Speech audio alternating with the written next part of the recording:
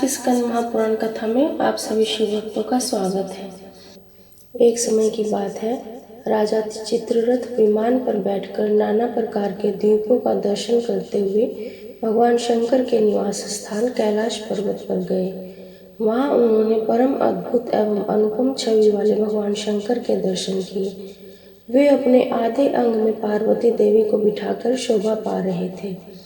कर्पूर के समान गौरवर्ण कमल नयन भगवान शिव को पार्वती के साथ देखकर राजा चित्ररथ ने उपहास पूर्वक कहा, शंभो, संसार में जो विषय मनुष्य आदि हैं तथा स्त्रियों के वशीभूत रहने वाले जो दूसरे लोग हैं, वे तथा हम जैसे अज्ञानी जीव भी जन समुदाय में संकोचवश स्त्री सेवन नहीं करते।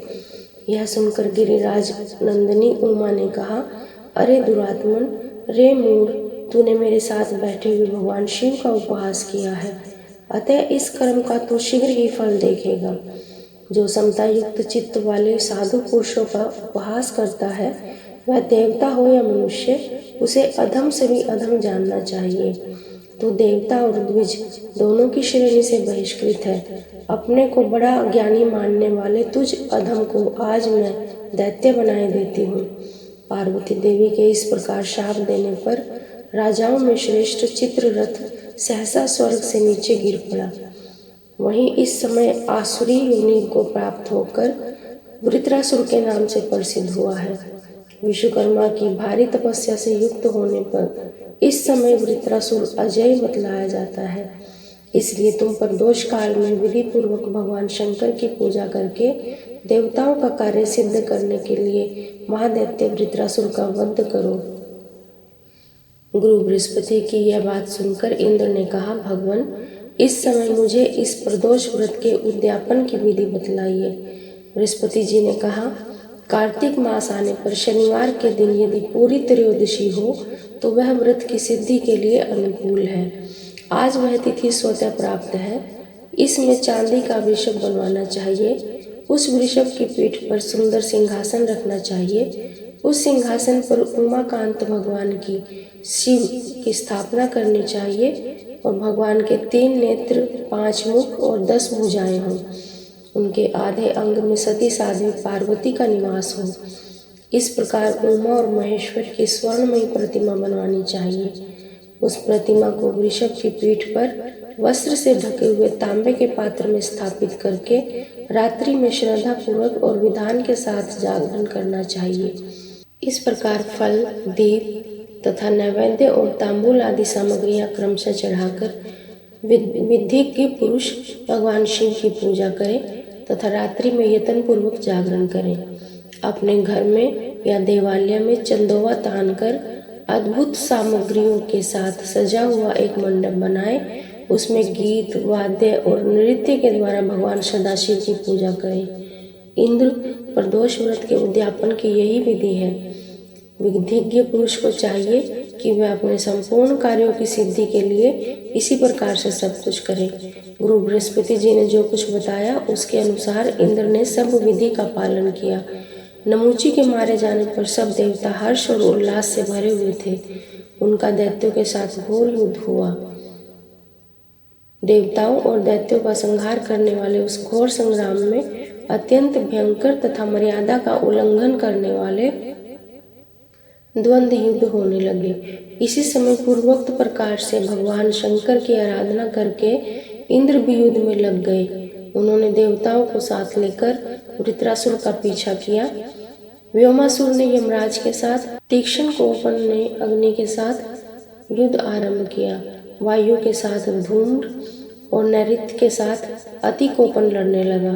कुबेर के साथ कुष्मांड तथा ईश के साथ दुस्सह भिड़ गया। इसके अलावा और भी बहुत से महाबली दैत्य देवताओं के साथ द्वंद्व युद्ध करने लगे। उन्होंने गदा, पट्टिश, खड़ग, शक्ति, तोमर, उद्गर, सृष्टि, बिंदीपाल, पाश तथा मुष्टिक आदि के प्रहार से दैत्यों पर अनेक प्रकार के प्रहार किए। उसी प्रकार देवता भी दधीची की हड्डियों से बने हुए उत्तम अस्त्र शस्त्रों द्वारा असुरों को विदीर्ण करने लगे। देवताओं की मार खाकर दैत्य पुनः पराजय को प्राप्त हुए। उन्हें भयभीत देखकर वृत्रासुर ने समझाया, अरे वीरों, युद्ध स्वर्ग का द्वार है, इसका त्याग कदापि नहीं करना चाहिए। जिनके संग्राम में मृत्यु होती है वे परम पद को प्राप्त होते हैं। विज्ञान पुरुष जहाँ कहीं भी जाते हैं संग्राम में मृत्यु की अभिलाषा करते हैं। जो लोग युद्ध छोड़कर भागते हैं वे निश्चय ही नरक में पड़ते हैं। महापातकी मनुष्य भी यदि गो, ब्राह्मण, भृत्य और कुटुंब तथा स्त्री की रक्षा के लिए हाथों में शस्त्र लेकर युद्ध करे तो वे भी शस्त्रों के आघात से घायल हो जाएं अथवा युद्ध स्थल में ही प्राण त्याग दे तो निश्चय ही उन्हें उत्तम लोक की प्राप्ति होती है। वे ज्ञानियों के लिए भी दुर्लभ उत्कृष्ट पद को प्राप्त कर लेते हैं। अतः तुम लोगों को अपने स्वामी के कार्य साधन में पूर्णतः तत्पर रहकर युद्ध करना चाहिए। वृत्र के इस प्रकार समझाने पर असुरों ने उसकी आज्ञा शिरोधार्य की और देवताओं के साथ ऐसा घमासान युद्ध आरंभ किया जो संपूर्ण लोकों के लिए भयंकर था। इधर मारने की इच्छा से इंद्र को आते देखकर वृत्रासुर ठठाकर हंस पड़ा। उसका वह अट्टहास इंद्र को भी भयभीत कर देने वाला था। वीर वृत्रासुर बड़ा तेजस्वी था। उस समय वह दैत्यों का अधिपति बना हुआ था। उसके मन में सुरश्रेष्ठ इंद्र को निगल जाने की इच्छा हुई और वह बहुत बड़ा मुंह फैलाकर इंद्र की ओर बढ़ा। समीप आने पर उसने ऐरावत हाथी, वज्र और किरीट सहित इंद्र को सहसा निगल लिया और वह नाचने लगा तथा गर्जना करने लगा। पलक मारते मारते इंद्र वृत्रासुर के ग्रास बन गए। वहां उपस्थित रहकर यह दुर्घटना देखने वाले देवताओं में बड़ा हाहाकार मच गया। धरती कांप उठी, हजारों उल्कापात होने लगे तथा संपूर्ण चराचर जगत में अंधकार छा गया। उस समय सब देवता चिंतामग्न हो ब्रह्मा जी के पास गए और वृत्रासुर की सारी करतूत उन्होंने ब्रह्मा जी से कह सुनाई। सुनकर लोक पितामह ब्रह्मा जी ने चित्त को भली भांति एकाग्र करके भगवान शंकर का स्तवन किया। उसी समय आकाशवाणी हुई, इंद्र ने प्रदोष व्रत का अनुष्ठान करते समय कुछ विपरीत कार्य कर डाला है, इसलिए लिंग पूजन पूर्वक प्रदक्षिणा और नमस्कार करने से अवश्य कल्याण होता है। ऐसी उत्तम बुद्धि रखकर प्रयत्न पूर्वक लिंग पूजन करना चाहिए। कनेर, मदार, धतूरा, शतपत्र और अमलतास, पुन्नाग, मोलश्री, नागकेशर, नीलकमल, कदम्ब, आक तथा नाना प्रकार के कमल आदि पुष्प तीनों काल में सदा पवित्र जानने चाहिए। चमेली, बेला, श्याम पुष्प, कुटज, कर्णिकार, कुसुम्ब, लाल कमल ये पुष्प विशेषतः साय काल में शिवलिंग पूजन के लिए श्रेष्ठ बताए गए हैं और कमल के फूल तीनों काल में पवित्र माने गए हैं। रात्रि में केवल कुमुद के फूल विशेष पवित्र बताए गए हैं। इस प्रकार पूजा भेद को जानकर शिवलिंग का पूजन करना चाहिए। विधिज्ञ पुरुषों को शिवालय में सदा शास्त्रीय विधि का पालन करना चाहिए। शिवलिंग और नंदिकेश्वर के बीच में होकर अथवा अर्धांतर की परिक्रमा नहीं करनी चाहिए। यदि कोई करता है तो पाप का भागी होता है। इस इंद्र ने राजस्व भाव का आश्रय लेकर वैसी ही प्रदक्षिणा की है जिसका कि निषेध किया गया है। इसीलिए इसका किया हुआ यह सब कुछ निष्फल हो गया और यही कारण है कि आज वृत्रासुर ने इंद्र को निगल लिया। देवताओं, अब तुम लोग महारुद्र विधान के अनुसार शिवलिंग पूजन करो जिससे इंद्र शीघ्र ही छुटकारा पा सके। आकाशवाणी के कथन अनुसार देवताओं ने प्रतिदिन भगवान शंकर का पूजन तथा दशांश हवन किया। तब देवराज इंद्र भगवान शिव के प्रसाद से सहसा वृत्रासुर का पेट फाड़कर बाहर निकल आए। हाथी, वज्र, किरीट और कुंडल सहित परम शोभा संपन्न महातेजस्वी इंद्र को देखकर सब देवता, गंधर्व, अप्सरा, यक्ष और ऋषि मुनि बड़े प्रसन्न हुए।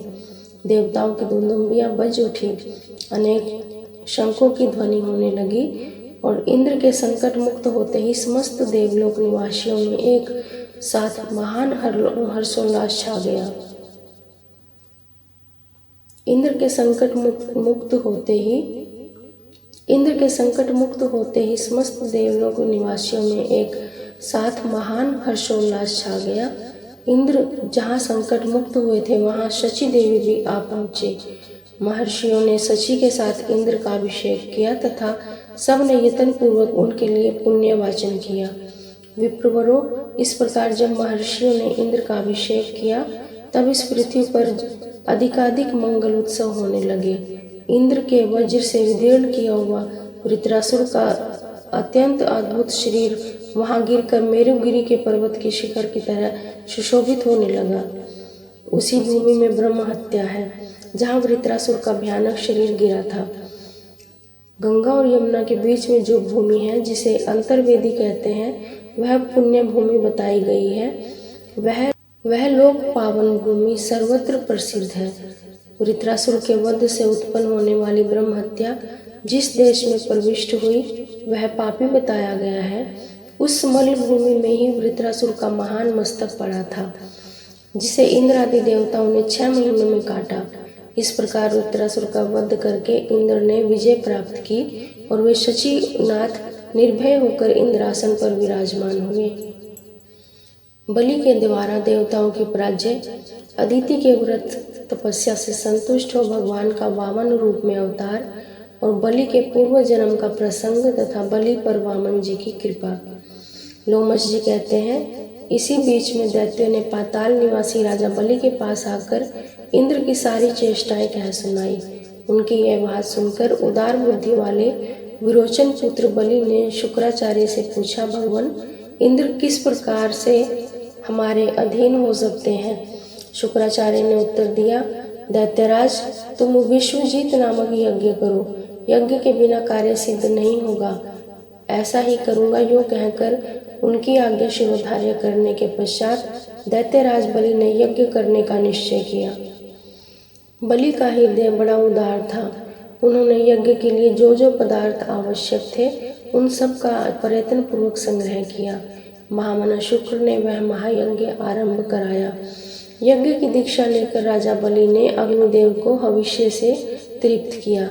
विधि पूर्वक यज्ञ क्रम द्वारा जब अग्निदेव को आहुति दी जा रही थी उसी समय अग्नि में से एक बड़ा अद्भुत रथ प्रकट हुआ। उसमें 4 घोड़े जुते हुए थे, अनेक ध्वज फहरा रहे थे। वह महान कांतिमान रथ भांति भांति के शस्त्रों से संयुक्त अनेकानेक अस्त्रों से अलंकृत था। रथ प्रकट होने के पश्चात शुक्राचार्य की आज्ञा लेकर बलि ने अवभृत स्नान किया और फिर उस रथ की पूजा करके राजा बलि उस पर आरूढ़ हुए और दैत्यों की सेना साथ लेकर इंद्र से युद्ध करने के लिए तत्काल ही स्वर्गलोक में जा पहुँचे। देवपुरी को दैत्यों द्वारा घिरी हुई देखकर वे श्रेष्ठ देवता बहुत देर तक परस्पर विचार करके बृहस्पति जी से बोले, महाभाग अब हम क्या करें? दैत्यों के प्रधान वीर युद्ध की इच्छा से यहाँ आ पहुँचे हैं। उनकी बात सुनकर बृहस्पति जी ने कहा, देवताओं ये दैत्य लोग अभी अभी यज्ञ समाप्त करके शुक्राचार्य की आज्ञा लेकर यहाँ आए हैं। ये सभी इस समय तपस्या और पराक्रम के द्वारा अजय हैं। गुरु का यह वचन सुनकर संपूर्ण देवता लज्जित हो गए। इंद्र की भी बुद्धि काम नहीं कर रही थी। वे गुरु की फटकार पाकर लज्जायुक्त और चिंताग्रस्त हो गए। सब देवता भय से व्याकुल हो कश्यप जी के पवित्र आश्रम में गए। वहां उन्होंने माता अदिति से दैत्यों की सारी चेष्टाएं कह सुनाई। यह अप्रिय समाचार सुनकर पुत्र वत्सला अदिति ने कश्यप जी से कहा, महर्षि देवताओं पर बड़ी भारी विपत्ति आई है। मेरी बात सुने और सुनकर उसके लिए कोई उपाय करें। प्रजापते, देवता अमरावती छोड़कर आपके आश्रम में आए हैं, आप उनकी रक्षा करें। अदिति की बात सुनकर कश्यप ने कहा, भामिनी, इस समय असुरों का भय बड़ी भारी तपस्या के द्वारा ही नष्ट किया जा सकता है। देवताओं की कार्य सिद्धि बहुत शीघ्र नहीं हो सकती। महाभागे मैं तुम्हारे मनोरथ की सिद्धि के लिए यह व्रत बतला रहा हूँ। शुभ है, इसे प्रयत्न पूर्वक शास्त्रोक्त विधि के अनुसार करो। देवी भाद्रपद मास में 10वीं तिथि को मनुष्य संयम नियम के साथ पवित्रता पूर्वक रहकर भगवान विष्णु की प्रसन्नता के लिए सुंदरी भगवत भक्तों को चाहिए कि वे संपूर्ण मनोवांछित वरों के ईश्वर साक्षात श्रीहरि की प्रार्थना करें। हे नाथ, मैं आपका भक्त हूँ और 10वीं से लेकर 3 दिन तक व्रत करना चाहता हूँ।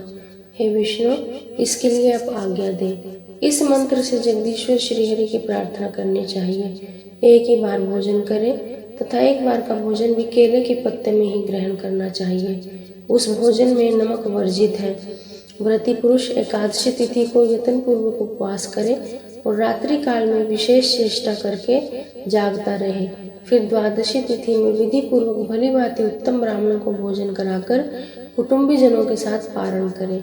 इस प्रकार 12 महीनों तक प्रति मास आलस्य छोड़कर इस व्रत का अनुष्ठान करे।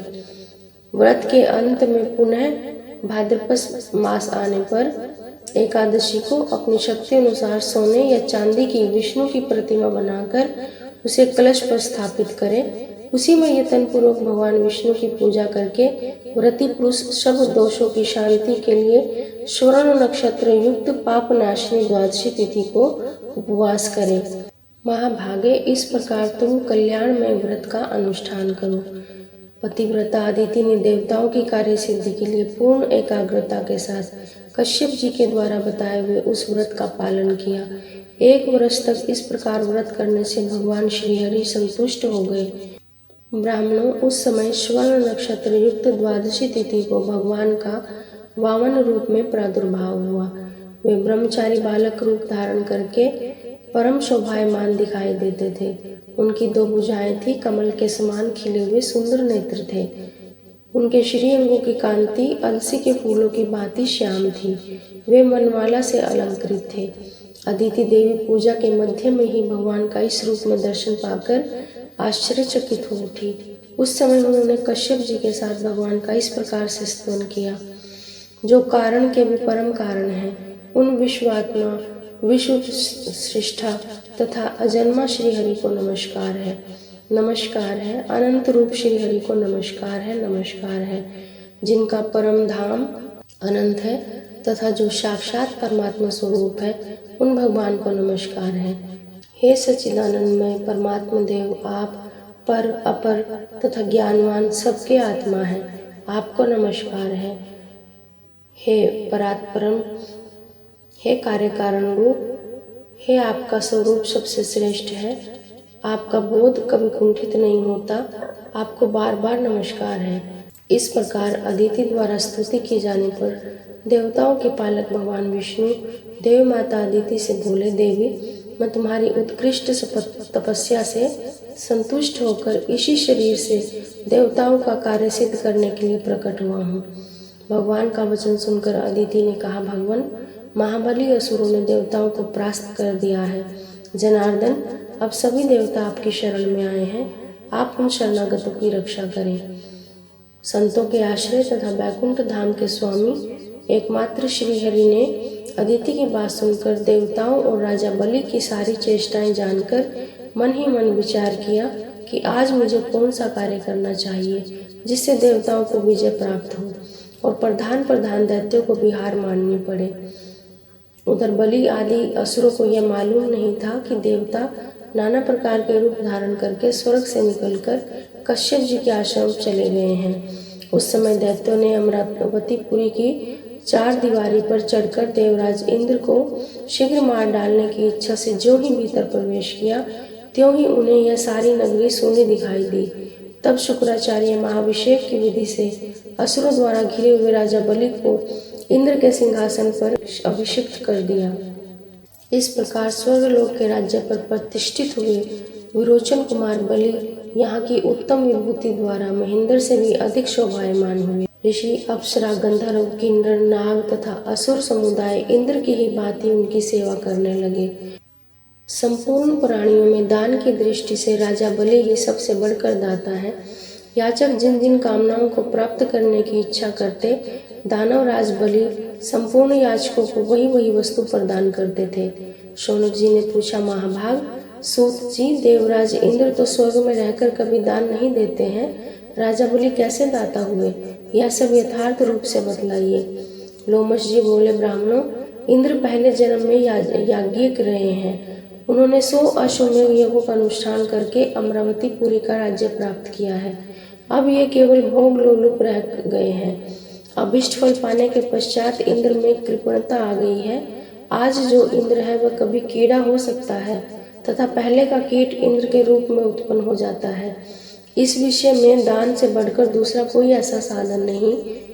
निष्काम दान से ज्ञान प्राप्त होता है और ज्ञान से मोक्ष, इसमें कोई संशय नहीं है। अब विरोचन पुत्र बलि ने पूर्व जन्म में जो कुछ किया था उसे सुनो। प्राचीन काल में देवताओं और ब्राह्मणों की निंदा करने वाला एक महापापी जुआरी था। वह सदा प्राय स्त्रियों में आसक्त रहता था। एक दिन उसने कपटपूर्व जुए के द्वारा मन में बहुत सा धन जीता। फिर अपने हाथों से स्वास्तिक बनाकर गंध और माला आदि सामग्री जुटाकर एक वैश्य को भेंट देने के लिए उसके घर की ओर दौड़ा। रास्ते में उसके पैर लड़खड़ा गए और उसी समय वह पृथ्वी पर गिर पड़ा। गिरने पर क्षण भर के लिए उसे मूर्छा आ गई। जब मूर्छा दूर हुई तब पूर्व जन्म के किसी पुण्य के प्रभाव से उसके मन में सद्बुद्धि उत्पन्न हुई। जुआरी दुखी होकर खेद एवं वैराग्य को प्राप्त हुआ। मूर्ख और जुआरी होने पर भी उसने पृथ्वी पर पड़ी हुई गंध, पुष्प आदि श्रेष्ठ सामग्री को भगवान शिव की सेवा में समर्पित कर दिया। जीवन में केवल यही एक पुण्य उसके द्वारा संपन्न हुआ था। मृत्यु के बाद जब यमराज के दूत उसे यमलोक ले गए तब उस तपी से सबको भय देने वाले यमराज ने कहा, ओ मूर्ख, तू अपने पाप के कारण बड़े बड़े नरकों में यातना भोगने के योग्य है। उसने कहा, यमराज, यदि मेरा कोई पुण्य भी हो तो उसका भली भांति विचार कर लीजिए। तब चित्रगुप्त ने कहा, तुमने देहांत होने के समय पृथ्वी पर पड़े हुए कुछ गंध, पुष्प आदि को भगवान शिव के उद्देश्य से दान किया है। परमात्मा शिव को वह सामग्री समर्पित की है। उस सत्कर्म के फल से तुम्हें 3 घड़ी के लिए इंद्र का प्रसिद्ध पद प्राप्त होगा। चित्रगुप्त की बात सुनकर जुआरी ने कहा, मैं सबसे पहले अपना शुभ कर्म भोगूंगा। उसके ऐसा कहने पर उदार बुद्धि वाले बृहस्पति जी संपूर्ण देवताओं के साथ तत्काल वहां आ गए और उस जुआरी को ऐरावत हाथी पर चढ़ाकर इंद्र भवन में ले गए। वहां पवित्र आत्मा बृहस्पति जी ने इंद्र को समझाया, पुरंदर, तुम मेरी आज्ञा से इस जुआरी को 3 घड़ी के लिए अपने सिंहासन पर बिठाओ। गुरु की बात मानकर इंद्र उदासीन भाव से राज्य छोड़कर अन्यत्र चले गए। तदनंतर जुआरी को देवराज के भवन में पहुंचाया गया। तब जुआरी ने वहां दान करना आरंभ किया। महादेव जी के उस प्रिय भक्त ने ऐरावत हाथी अगस्त्य को दे दिया। उसकी बुद्धि बड़ी उदार थी। उसने उच्चश्रव नामक घोड़ा विश्वामित्र को दे दिया। उसका महान यश फैला हुआ था। उसने कामधेनु गाय महर्षि वशिष्ठ को दे दी और चिंतामणि नामक रथ गालच मुनि को समर्पित कर दिया। उस महातेजस्वी दाता ने कल्प वृक्ष उठाकर कौंडिल्य मुनि को दे दिया और जुआरी होकर भी वह बड़ा भाग्यशाली था। उसने भगवान शंकर की प्रसन्नता के लिए वैसे अनेक प्रकार के रत्न ऋषि मुनियों को सहर्ष दान कर दिए। अब तक 3 घड़ी पूरी नहीं हुई थी, तब तक वह दान ही देता रहा। 3 घड़ी के बाद वह फिर स्वर्ग से चला गया। इंद्र अमरावती के सिंहासन पर बैठकर बृहस्पति जी से इस प्रकार बोले, गुरुदेव, ऐरावत हाथी दिखाई नहीं देता। यही दशा उच्चश्रव नामक घोड़े की भी है। पारिजात आदि सभी पदार्थ किसी ने चुरा लिए हैं। तब बृहस्पति जी बोले, जुआरी ने यहाँ आकर महान कर्म किया है। जब तक उसकी सत्ता रही उसके भीतर ही उसने आज ऐरावत आदि सभी वस्तुएं ऋषियों को दान कर दी हैं। बड़ी भारी सत्ता हस्तगत होने पर भी जो स्वाधीन होते हैं और प्रमाद में न पड़कर सदा भगवान शिव के ध्यान में तत्पर रहते हैं, वे ही भगवान शंकर के प्रिय भक्त हैं। वे कर्म फलों का परित्याग कर केवल ज्ञान का आश्रय ले परम पद को प्राप्त होते हैं। बृहस्पति जी का यह वचन सुनकर इंद्र ने पूछा, आचार्य, अब हमारा क्या कर्तव्य है? यह शीघ्र बतलाने की कृपा करें। बृहस्पति जी ने कहा, इंद्र, अपनी समृद्धि के लिए ये सारी बातें प्राय यमराज से करनी चाहिए। ठीक है, ऐसा कहकर इंद्र गुरु बृहस्पति के साथ सहसा वहां से चल पड़े। अपना कार्य सिद्ध करने की इच्छा से जब इंद्र संयमनीपुरी पहुंचे तो वहां यमराज ने उनका बड़ा सत्कार किया। उस समय इंद्र ने कहा, धर्मराज, तुमने मेरा एक दुरात्मा जुआरी को पद दिया, किंतु उसने वहां पहुंचकर बहुत बुरा काम किया। तुम सच मानो, उसने मेरे सभी रत्न इन ऋषियों को दान कर दिए। तुम सब कुछ जानते हो, फिर भी एक जुआरी को मेरा पद कैसे दे दिया? तब धर्मराज ने इंद्र से इस प्रकार कहा, तुम बड़े बड़े देवेश्वरों के राजा हैं, बूढ़े हो गए हो, किंतु अभी तक तुम्हारी राज्य विषय की आसक्ति दूर नहीं हुई। केवल 100 वर्ष यज्ञों का अनुष्ठान करके एक ही जन्म उपार्जित पुण्य का फल यहाँ तुमने प्राप्त किया, परंतु जुआरी ने तुम्हारी अपेक्षा महान पुण्य का उपार्जन किया है। अब धन देकर या चरणों में मस्तक झुकाकर, विशेषतः अगस्त्य आदि सभी मुनियों की प्रार्थना करके तुम्हें अपने अनंत आदि का रत्न प्राप्त करने चाहिए। बहुत अच्छा कहकर इंद्र अपनी अमरावतीपुरी को चले गए। वहां जाकर संपत्तिशालियों में श्रेष्ठ इंद्र ने बहुत धन देकर ऋषियों से अपनी वस्तुएं लौटाई। इस प्रकार अपने रत्न पाकर महातेजस्वी इंद्र शची देवी के साथ अपनी पुरी में गए। यमराज ने जुआरी को पुनः जन्म दिया। वह अपने किसी कर्म की वजह से विरोचन का पुत्र हुआ। उसी समय उसकी माता का नाम सुरुचि था। सुरुचि विरोचन की रानी थी। उसके पिता का नाम वृषवर्षा था।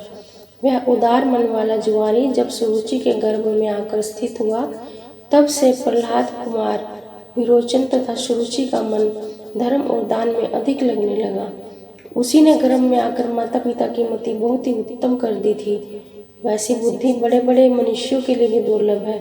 विरोचन पुत्र जब गर्भ में था, उसी समय इंद्र दैत्यराज विरोचन को मारने की इच्छा से भिक्षुक ब्राह्मण का रूप धारण कर उसके घर गए और इस प्रकार बोले, राजन, मुझे अपनी रुचि के अनुसार दान मिलना चाहिए। याचक की बात सुनकर विरोचन ने हंसते हुए कहा, विप्रवर, यदि आपकी इच्छा हो तो मैं इसी समय अपना मस्तक भी दे सकता हूँ। इसके सिवा यह अपना अकंटक राज्य भी आपको समर्पित कर दूंगा। विरोचन के ऐसा कहने पर इंद्र ने सोच विचार कर कहा, महाभाग, मुझे अपना मुकुट मंडित मस्तक उतार कर दे दीजिए। ब्राह्मण रूपधारी इंद्र के ऐसा कहने पर प्रहलाद पुत्र विरोचन ने अपनी प्रसन्नता के साथ अपने हाथ से अपना मस्तक काटकर शीघ्रतापूर्वक इंद्र को दे दिया। आर्त प्राणियों को अपनी शक्ति के अनुसार जो कुछ दिया जाता है, वह दान महान पुण्य का हेतु होता है। उसका फल अक्षय बताया जाता है। तीनों लोक में दान से बढ़कर कोई और दूसरी वस्तु नहीं है। विरोचन का यह दान दैत्य, नरेंद्र तथा नाग, इन तीनों लोकों में प्रसिद्ध हो गया। पूर्व जन्म का वह जुआरी ही विरोचन का महातेजस्वी पुत्र हुआ। पिता के मरने पर जब उसका जन्म हो गया, तब उसकी पतिव्रता माता ने अपना शरीर त्याग दिया और तत्काल पतिलोक को चली गई। शुक्राचार्य ने उसी पुत्र को पिता के सिंहासन पर अभिषिक्त किया। वह महायशस्वी राजकुमार लोक में बलि के नाम से विख्यात हुआ। हम यह बात पहले ही बताए हैं कि राजा बलि से त्रस्त होकर संपूर्ण महाबली देवता कश्यप जी के शुभ आश्रम पर चले गए थे।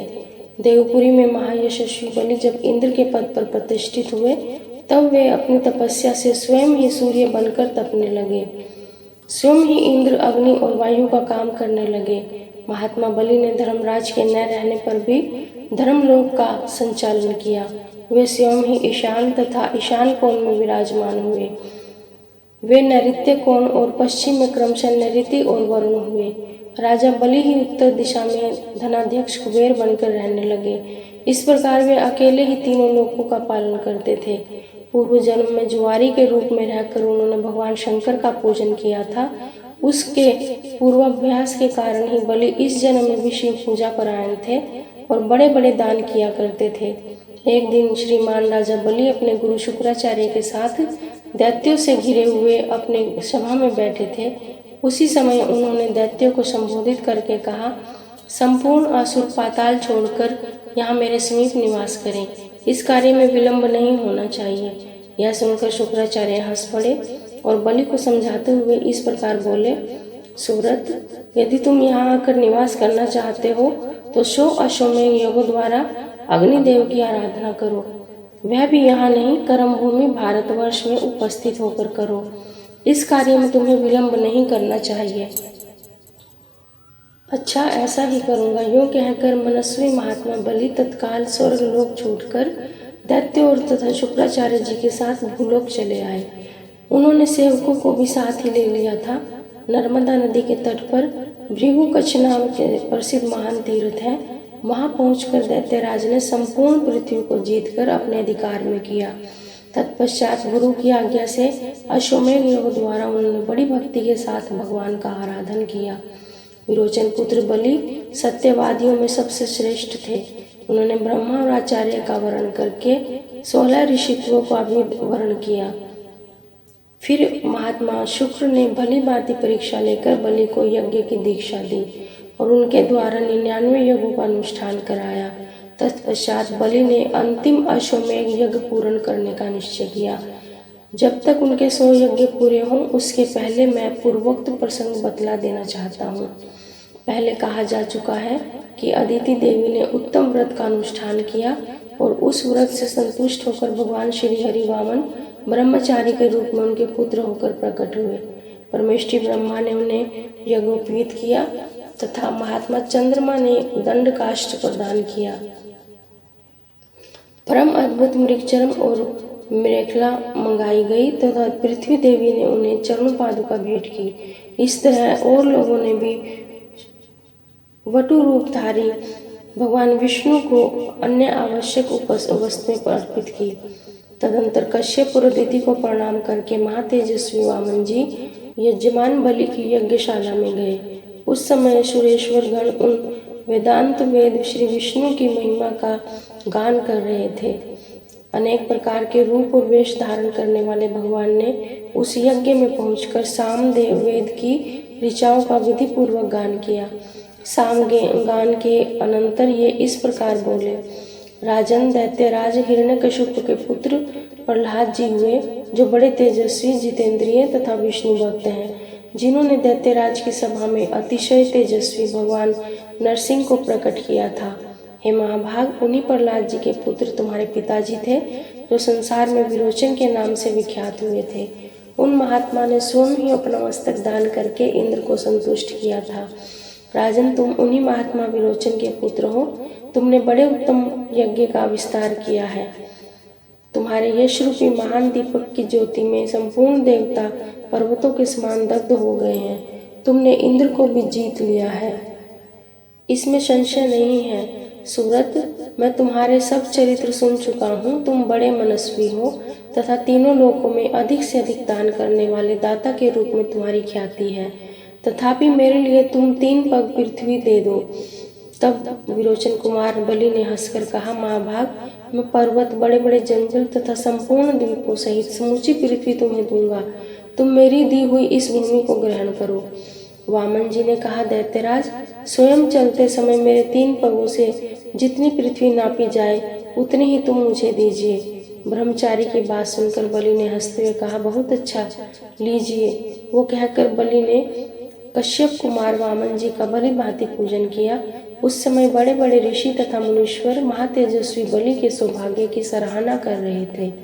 वामन जी का पूजन करके राजा बलि ज्यों ही उन्हें दान देने को उद्यत हुए त्यों ही शुक्राचार्य ने उन्हें रोक दिया और कहा, दैत्यराज, ब्रह्मचारी के रूप में ये साक्षात विष्णु हैं, इन्हें तुम दान न देना।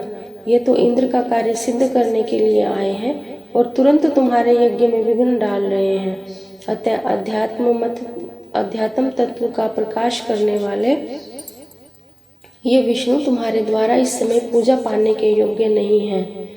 इन्होंने ही पहले मोहिनी रूप धारण किया था। उस समय देवताओं को अमृत पिलाया था और राहु को मार डाला था। इन्होंने ही दैत्यों का संहार किया है तथा महाबली काल ने भी इन्हीं के हाथों मारा गया है। ये ही ईश्वर है और यही संपूर्ण विश्व के पालक हैं। हे महामते, अब तुम अपने मन से हित और अहित सबका विचार करके कोई काम करो। गुरु शुक्राचार्य के इस प्रकार समझाने पर राजा बलि ने हंसकर मेघ गर्जना के समान गंभीर वाणी में कहा, गुरुदेव, जिन वाक्यों द्वारा आपने मुझे विचलित किया है वे सब मेरे हित की दृष्टि से ही कहे गए हैं। तथापि विचार दृष्टि से देखने पर आपके हितकारक वचन भी मेरे लिए अहितकारक ही होंगे। ब्रह्मचारी का रूप धारण करके आए हुए इन भगवान विष्णु को मैं इनकी मांगी हुई वस्तु अवश्य दूंगा। ये विष्णु संपूर्ण कर्मों और उनके फलों के भी स्वामी हैं, इसलिए दान के सबसे उत्तम पात्र हैं। जिनके हृदय में ये सदा विराजमान रहते हैं वे मनुष्य भी सर्वोत्तम पात्र माने जाते हैं। यह बात ध्रुव सत्य है। जिनके नाम से यहाँ सब कुछ पवित्र कहा जाता है, जिनके चिंतन से ये वेद, यज्ञ, मंत्र तथा तंत्र आदि सभी पूर्णता को प्राप्त होते हैं, वे ही ये समस्त विश्व के स्वामी सर्वात्मा श्रीहरि आज कृपा करके मेरा उद्धार करने के लिए यहाँ पधारे हैं। इस बात को आप यथार्थ माने, इसमें संशय नहीं है। राजा बलि की यह बात सुनकर शुक्राचार्य कुपित हो उठे। उन्होंने धर्मवत्सल दैत्यराज को रोषपूर्वक शाप देना आरंभ किया। वे बोले, ओ मूर्ख, तू मेरी आज्ञा का उल्लंघन करके दान करना चाहता है, इसलिए राज्य लक्ष्मी से वंचित हो जा।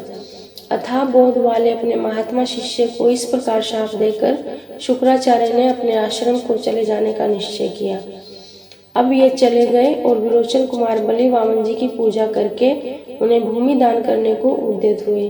दैत्यराज की पतिव्रता पत्नी महारानी विंध्यावली वहां आकर पतिदेव के अर्धांग रूप में सुशोभित हुई। राजा बलि विधि विधान के ज्ञाता थे।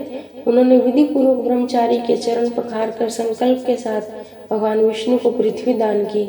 उस महान संकल्प को स्वीकार करते ही अजन्मा भगवान विष्णु बढ़ने लगे और वे ही संपूर्ण जगत के प्रभु तथा उत्पत्ति स्थान हैं। उन्होंने एक ही पैर से सारी पृथ्वी नाप ली, दूसरे पैर से ऊपर के सभी लोक व्याप्त कर लिए। उनका वह द्वितीय पग सत्यलोक में जाकर ठहरा। परमेष्टि ब्रह्मा ने अपने कमंडल के जल से भगवान विष्णु के उस चरण को पखारा। भगवान के चरण पखारने से जो चरणों तक तैयार हुआ, उसी से संपूर्ण पापों का नाश करने वाली तथा सबके लिए परम मंगलमयी श्री गंगा माता प्रकट हुई। उन्होंने अपने पावन जल से तीनों लोकों को पवित्र किया और सगर के सभी पुत्रों को उद्धार किया। जिनके जल से महाराज भगीरथ ने उस समय भगवान शंकर जटाजूट भर दिया था। भगवान विष्णु की चरण धूलि से युक्त गंगा नामक तीर्थ सब तीर्थों में प्रधान है। इसे ब्रह्मा जी ने प्रकट किया और राजा भागीरथ ने भूतल पर उतारा। संपूर्ण चराचर जगत को भगवान ने दो ही पगों से नाप लिया। फिर उस विराट स्वरूप को छोड़कर देवातिदेव भगवान जनार्दन पुनः वामन ब्रह्मचारी के रूप में अपने आसन पर विराजमान हुए। उस समय देवता, गंधर्व, मुनि, सिद्ध और चारण भगवान विष्णु का दर्शन करने के लिए बलि के यज्ञ में आए। ब्रह्मा जी ने वहां आकर परमात्मा श्री हरि का स्तवन किया। गंधर्वपतियों ने गीत गाए और अप्सराओं व विद्याधारियों ने और किन्नरों ने विशेष समारोह के साथ नृत्य किया। महात्मा बलि के यज्ञ मंडप में प्रहलाद जी भी पधारे। अनन्य दैत्यपति भी बड़ी उतावली के साथ वहां आ पहुंचे। उस समय भगवान वामन बलि की पत्नी विंध्यावली से हंसकर पूछा, देवी, तुम्हारे पति के द्वारा आज मुझे 3 पग पृथ्वी मिलनी चाहिए। उसकी पूर्ति इस समय कहाँ से होगी, इसका उत्तर शीघ्र दो। विंध्यावली बड़ी साध्वी थी। उसे इस घटना से तनिक भी विस्मय नहीं हुआ। वह भगवान त्रिविक्रम से इस प्रकार बोले, देव, आप समस्त लोकों के एकमात्र स्वामी हैं। आपने अपना भारी डग बढ़ाकर यह त्रिलोकी नाप ली है। इसी प्रकार संपूर्ण जगत आपसे व्याप्त है। संसार के एकमात्र बंधु आप ही हैं। आपके स्वरूप की तुलना कहीं नहीं है। भला हम जैसे लोग आपको क्या दे सकते हैं। इसलिए इस समय मैं जो निवेदन करती हूँ उसी के अनुसार आप कार्य किए। मेरे स्वामी ने इस समय आपको 3 पग भूमि देने की प्रतिज्ञा की थी। उसके अनुसार मेरे पूज्य पति देव 3 पगों के लिए स्थान इस प्रकार दे रहे हैं। प्रभु देवेश्वर, आप अपना पहला पग मेरे मस्तक पर रखिए। जगतपते, दूसरा पग मेरे इस बालक के मस्तक पर स्थापित कीजिए तथा जगन्नाथ, अपना तीसरा पग आप मेरे पति के मस्तक पर रख दीजिए। केशव, इस प्रकार ये 3 पग मैं आपको दूंगी। विंध्यावली की यह बात सुनकर भगवान विष्णु बड़े प्रसन्न हुए और राजा बलि से मधुर वाणी में बोले, तात, मैं तुम पर बहुत प्रसन्न हूँ। बोलो, मैं तुम्हारा कौन सा कार्य करूँ। महामते, संपूर्ण दाताओं में तुम सबसे श्रेष्ठ हो। तुम्हारा कल्याण हो। तुम इच्छा अनुसार वर मांगो, मैं तुम्हारी संपूर्ण कामनाएं पूर्ण किए देता हूँ। वामन भगवान ने ऐसा कहकर विरोचन कुमार बलि को बंधन से मुक्त कर दिया और उन्हें छाती से लगा लिया। तब बातचीत करने में चतुर राजा बलि इस प्रकार बोले, प्रभु, आपने ही इस संपूर्ण चराचर जगत को उत्पन्न किया है। अतः आपके चरणारविंदों के अलावा मुझे कोई दूसरी वस्तु नहीं चाहिए। हे देव जनार्दन, मैं आपके चरण कमलों में मेरी भक्ति सदा बनी रहे। देवेश्वर, यह सनातन भक्ति बार बार निरंतर बढ़ती रहे।